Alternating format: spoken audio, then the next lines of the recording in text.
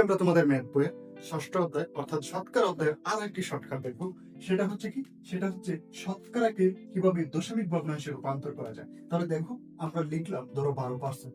12% মানে কি? 12% মানে হচ্ছে 12/100।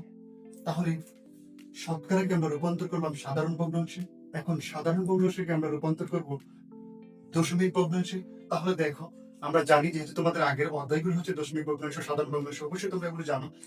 দেখো, কোন পূর্ণ সংখ্যাকে যখন আমরা ভাগ করবো, একটা শূন্য দিয়ে ভাগ মানে হচ্ছে দশমিক এক ঘর বামে আসবে, দুইটা শূন্য দিয়ে ভাগ মানে হচ্ছে দশমিক দুই ঘর বামে আসবে। তার মানে অ্যান্সার হচ্ছে 0.12। এটাই অ্যান্সার। এখন যদি প্রশ্ন এভাবে করা হয় যে দশমিক ভগ্নাংশ থেকে কিভাবে শতকরায় রূপান্তর করবো, তাহলে দেখো 0.12 লিখে ফেলবো। এরপর দেখো, যা আছে সেটা আমরা লবে লিখে ফেলবো। দশমিকের জন্য একটা এক, দশমিকের পরে দুইটা সংখ্যা আছে, দ্যাট মিনস দুইটা শূন্য।